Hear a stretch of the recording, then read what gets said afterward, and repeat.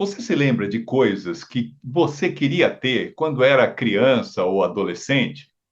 Certamente na cabeça de muitos de nós passava o sonho de ter uma casa na árvore.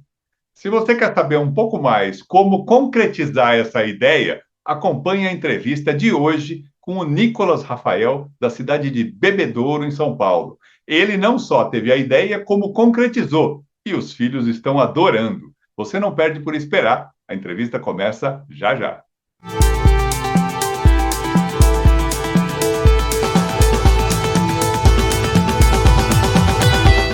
E hoje a gente tem o prazer de conversar com o Nicolas Rafael, da cidade de Bebedouro, no interior do estado de São Paulo, que vai contar um pouquinho para a gente como é que foi a ideia e a concretização dessa ideia de construir uma casa na árvore para os filhos dele. Então, já começando o bate-papo, eu queria, Nicolas, te agradecer por ter cedido esse tempo aí para conversar com a gente e por socializar esse projeto diferente que você colocou em prática. Muito obrigado, viu? E já queria te colocar uma primeira pergunta aí. Como é que surgiu essa ideia? Então, Flávio, para mim é um prazer estar passando para você um pouquinho dessa experiência que a gente teve ali na construção da casinha, né? E a ideia surgiu a partir daquele espaço que temos ali na frente de casa, né? Que era um terreno baldio, onde ficava muito mato e não utilizava para nada, né? Então a gente teve a ideia de fazer alguma coisa ali para as crianças se divertirem um pouco. A gente que mora em área urbana, né, é muito difícil a gente ter um espaço agradável, assim, em contato com a natureza para as crianças brincarem, né? Então, como já tinha aquele espaço, a gente resolveu limpar, construir a casinha e ficou maravilhosa, as crianças amaram. Muito legal, muito legal. E você tirou esse projeto de onde? Você fez pesquisa na internet? Você já mexe com construção? Como é que é? Olha, Flávio, eu sempre gostei de trabalhar assim com trabalhos manuais, né? Eu gostava de fazer bancos de madeira. A casinha em particular, eu achei vários modelos na internet, né? Eu pesquisando, fazendo buscas pela internet, eu vi vários modelos. Então ali, eu acabei mesclando um pouco daquilo que eu encontrei na internet, né? Adaptando com o material que a gente tinha à disposição. Agora, pelas fotos que a gente está mostrando aí, dá para perceber que teve mais gente envolvida nesse projeto, né? Quem que te ajudou a construir a casa na árvore? Ó, quem me ajudou bastante foram o meu sogro e minha sogra, a minha esposa e minha cunhada também ajudou bastante, e meu cunhado e a esposa dele. Então teve um grupo de pessoas ali que ajudaram bastante ali a gente conseguir fazer essa casinha. E para quem está pensando na possibilidade de copiar essa sua ideia, dá uma dimensão para a gente de que tamanho tem essa casa na árvore. Você saberia dizer as medidas para a gente? Sim, com certeza. Ela tem 4 metros de comprimento por 2 de largura e a altura dela é 1,70 m. Então uma pessoa de baixa estatura ela consegue ficar em pé dentro da casinha. A gente ainda fica em pé meio que já rente, né, com o teto. Agora as crianças elas ficam em pé com um espaço bem livre assim. Pelas imagens, é fácil perceber que a casa foi construída sobre uma plataforma, como se fosse assim uma palafita, né?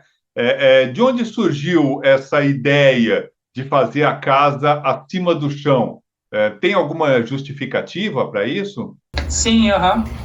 A gente pensou que colocando ela não colocando ela rente ao chão, a gente poderia evitar que algum animal, algum bichinho, né, pudesse entrar lá e acabar ocasionando algum acidente quando as crianças estiverem brincando, né? Então, nas várias imagens que eu vi na internet, eu vi algumas ideias dessas palafitas, né, que o pessoal costuma fazer. Então, eu baseei o projeto daquela casinha ali nas palafitas que existem mesmo, que o pessoal costuma fazer na beira dos rios, né? Agora, essa estrutura que você usou de fazer a casa levantada, eu imagino que ela tenha te ajudado também no que diz respeito à topografia, porque pelas imagens dá para perceber que o terreno não é exatamente plano, né? Então, eu imagino que você tenha feito os pilares de alturas diferentes, foi isso? Então, ali eu usei alguns equipamentos básicos, né, de construção, eu usei uma linha, um nível, né? Nada assim muito sofisticado, até porque eu não trabalho com isso. Mas são coisas bem simples. É um nível, uma linha, e a gente conseguiu colocar a casa ali num nível legal. E embora o terreno seja bastante acidentado ali, né? Ali tem uma caída muito grande, né, profundo. E a casinha ela ficou bem em nível, ficou boa. Ficou muito bonita. E quais madeiras você usou nessa construção, Nicolás? Falando de pilares, assoalho, paredes, estrutura de telhado, o que foi usado? Então, no 100% da casinha, a gente utilizou madeiras de construção, né? São caibros, vigas, né, de construção que a gente acabou pegando pela rua, né? E aproveitando ali. Agora, o piso da casinha, aquele tablado que a gente fez, a gente utilizou pallets de madeira, bem lixados, né, e envernizados.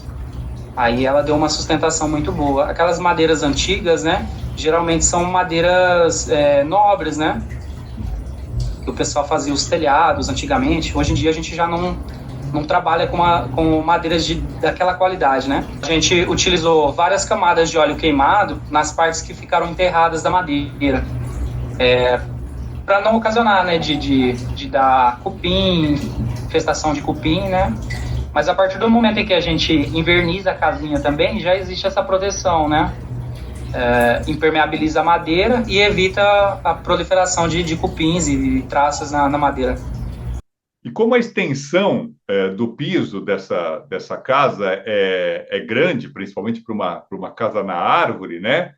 Eu imagino que você tenha que ter utilizado algum suporte, pilares, também no meio da construção e não só nas pontas, né? Exato. São 4 pilares nas pontas, né? E no meio ficaram mais 4 pilares também para sustentar o meio, porque quando a gente tem o peso sobrecarregado ali no meio, ela poderia encurvar a parte do assoalho ali e acabar caindo. Uma coisa que dá para a gente ver pelas imagens é que você teve uma sacada muito legal de deixar um espaço na parede, né, entre as paredes e o telhado, um espaço ali que eu acho que é super importante para ventilação, até porque essa região em que vocês moram aí é uma região muito quente, né? Foi esse o objetivo? Sim, a ventilação e a claridade também, né? Porque ali como vai servir para as crianças brincarem, né? E ali, como você consegue perceber, é uma área que tem bastante vegetação, tem bastante árvores em cima, né? E se a gente não deixasse aquele vão ali, a casa iria ficar escura por dentro. Mesmo tendo as janelas, a portinha ali, ela ia ficar escura. Então saiu essa ideia de deixar aquele vão para clarear e também ajudar na parte da ventilação da casinha. Ok. E o fechamento do telhado, aparentemente, é com aquelas telhas de fibrocimento, aquelas onduladinhas, é isso mesmo, né? Certo, correto. Utilizou também aquelas telhas de fibrocimento usadas, né? Restos de construção, né? A gente acabou cortando elas com uma serra mármore dessas comum, né? Que quase todo mundo tem. E acabou ficando bem elegante ali a estética do telhado também. Então, do ponto de vista de acabamento, né, de estrutura, essa casa ela tem uma porta da frente, 2 janelas laterais, uma varandinha, e você se deu ao luxo até de construir uma pequena parede de escalada, é isso? Correto. A gente queria aproveitar cada espaço dela para agregar alguma forma das crianças brincarem, né? Na parte de baixo eu ainda tinha a ideia de colocar areia, né, e cercar para fazer uma para fazer uma caixa de areia mesmo embaixo dela. Aí, no caso, eu teria que ter colocado tela, né, para não entrar algum bicho lá. Você falou que antes de começar a construção, você fez um trabalho de proteção nas madeiras que você ia utilizar com óleo queimado, né? E depois da casa construída, você fez algum trabalho, alguma preparação pensando em preservação dessa sua construção? A gente lixou toda a madeira, né, com lixa, manualmente mesmo. Foi um trabalho bem cansativo. Mas a gente foi fazendo aos poucos, né? Cada dia fazia um pouquinho. A gente lixou ela 100% e passou o verniz para proteger contra a umidade. E esse processo todo, desde a ideia até a concretização da casa prontinha, Nicolas, quanto tempo isso levou? Demorou um mês. Foi um mês que eu estava de férias, né? E meu sogro também estava de férias do trabalho. E a gente pegou nesse um mês e fez a casinha. Qual foi a reação das suas crianças quando viram a casa pronta e puderam começar a utilizar esse espaço? As crianças ficaram fascinadas, né? Até porque a gente não é comum ver, né, uma casinha na árvore aqui na parte urbana que a gente mora, né? Então as crianças ficaram fascinadas. E o interessante são as pessoas que passam por ali. Geralmente elas param o carro, tiram foto.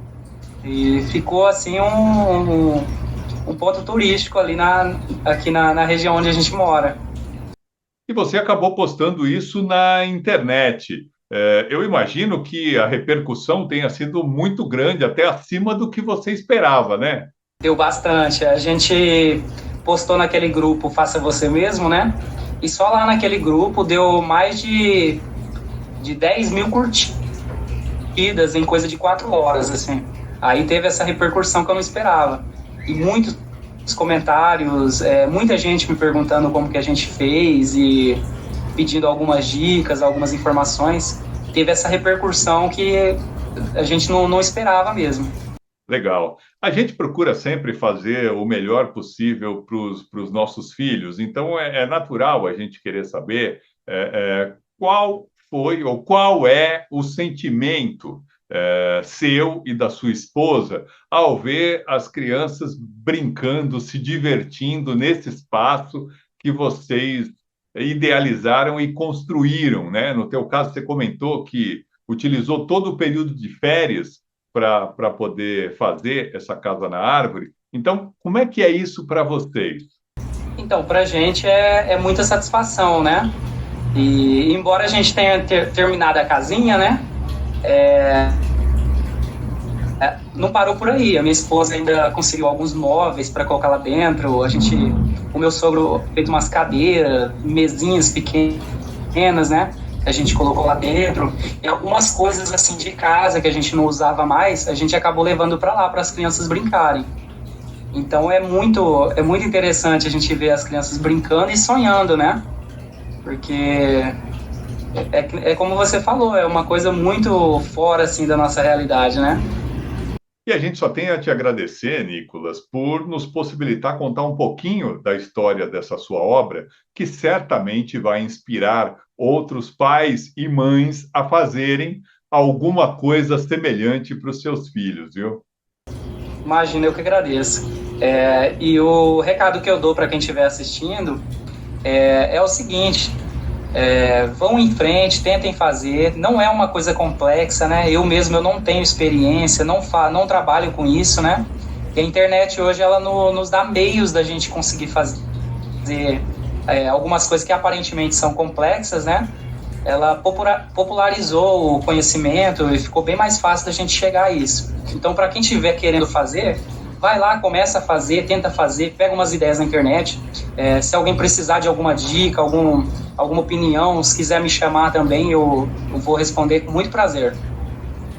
E se você curtiu a entrevista, dê um like, se inscreva no canal e não deixe de divulgar o nosso canal para todas as pessoas que você conhece, porque isso é fundamental para que a gente consiga manter esse projeto no ar. O Sua Dica, Nossa Obra, volta na semana que vem. Até lá!